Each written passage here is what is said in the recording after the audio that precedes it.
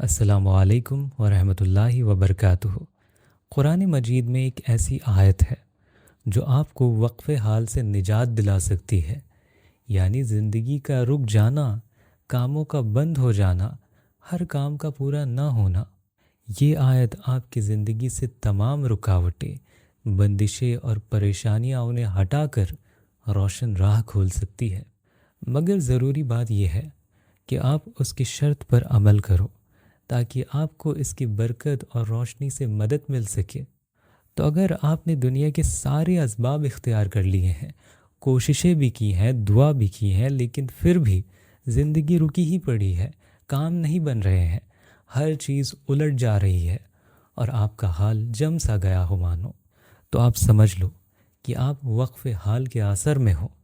اور یہ اثر کبھی جادو کے سبب سے ہوتا ہے، کبھی جنات کے اثر سے ہوتا ہے، کبھی حسد سے، اور کبھی انسان کے اپنے غلط عمل کے گناہوں کی وجہ سے ہوتا ہے۔ اور یہاں آپ سمجھ لو کہ آپ کو کسی مادی سبب کی ضرورت نہیں ہے۔ آپ کی سمجھداری جیسے آپ کی طاقت ہو گئی یا زندگی کا تجربہ، یہاں یہ ساری چیزیں آپ کو فائدے نہیں دیں گی، کیونکہ مسئلہ روحانی ہے، اور جب مسئلہ روحانی ہوتا ہے تو اس کا علاج بھی روحانی ہی ہوتا ہے۔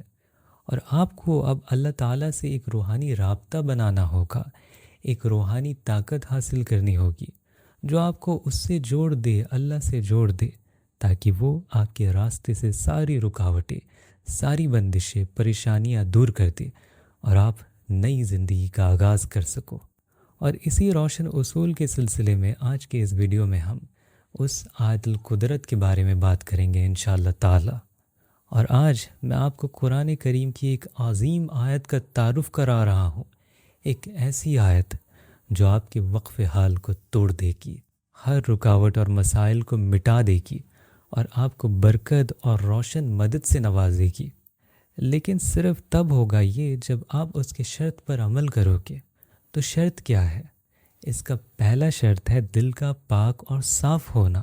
اپنے دل سے نفرت، بغض، حسد اور دوسروں کو نقصان پہنچانے کا جو ارادہ ہوتا ہے لوگوں میں، جب تک ان کے اندر وہ ہو کہ وہ دوسروں کو نقصان پہنچانا چاہتے ہیں، تو اللہ کا کلام ان کے دل میں نہیں اترے گا اور یہ اثر نہیں کرے گا۔ جب آپ دوسروں کے لیے برا چاہو گے، اللہ کا کلام آپ پر اثر نہیں کرے گا۔ ہر انسان کو اپنے بھائی کے لیے وہی چاہنا چاہیے جو وہ اپنے لیے چاہتا ہے، اپنے لیے پسند کرتا ہے، اور اسی پر قرآن کا اثر ہوتا ہے۔ اور اگر آپ یہ پہلا قدم یعنی دل کا تزکیہ اور صفائی اخلاص کے ساتھ کر لیتے ہو، تو آپ دوسرے قدم کی طرف آگے بڑھ سکتے ہو۔ اور اب شرط نمبر دوسرا ہے اخلاص اور یقین۔ آپ کبھی قرآن کی آیت کو صرف تجربہ یا ٹیسٹ یا پھر ٹرائی مت سمجھو، یہ سمجھ کر مت پڑھو۔ اللہ سے ٹرائی نہیں، صرف ایمان اور یقین رکھا جاتا ہے، اور جو کہتا ہے کہ چلو دیکھتے ہیں کہ یہ کام کرتی ہے یا نہیں کرتی، ایک کیا نسخہ ہے، ہم ٹرائی کر کے دیکھ لیتے ہیں، تو وہ اصل میں اپنی ایمان کی بنیاد کو ہی ہلا رہا ہے۔ جب آپ قرآن پر عمل کرنے لگو تو یقین رکھو کہ اللہ آپ کی دعا ضرور قبول کرے گا، چاہے ترنت ہو یا پھر کچھ وقت بعد میں ہو۔ اور اس آیت کی ایک بڑی انوکھی خصوصیات یہ ہے کہ یہ دو کاموں کے لیے فائدہ کرتی ہے۔ پہلا، یہ استخارہ کی طرح کام کرتی ہے، اور دوسرا، یہ آپ کی زندگی سے رکاوٹ، الجھن اور بندش سب کو دور کر دیتی ہے۔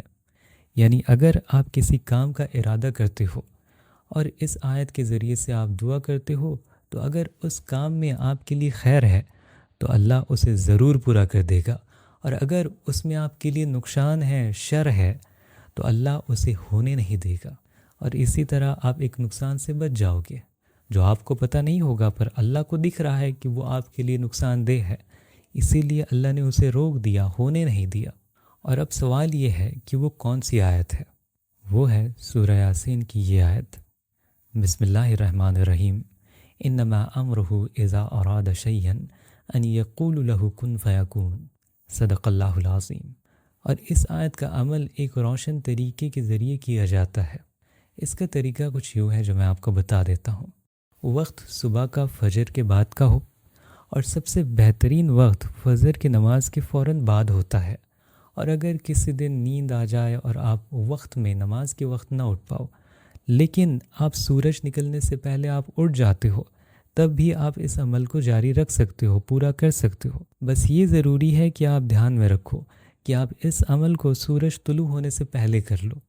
تو جب آپ نماز فجر ادا کر لو تو ایک تسبیح لے کر یہ آیت 70 مرتبہ پڑھو، انما امرہ اذا اراد شیئا ان یقول لہ کن فیکون، اور اس کے بعد یہ دعا ایک مرتبہ آپ پڑھو جو ابھی اسکرین پر بھی آپ دیکھ سکتے ہو، اللہم بحق السر المقنون فی کن فیکون اسألک ان تقضی حاجتی وتیسر امری وتتم مصالحی، جس کا ترجمہ ہے اے اللہ، کن فیکون کے شر کے وسیلے سے میں تجھ سے درخواست کرتا ہوں کہ میری حاجت پوری فرما، میرے کام آسان کر دے اور میری مصلحتیں پوری کر دے۔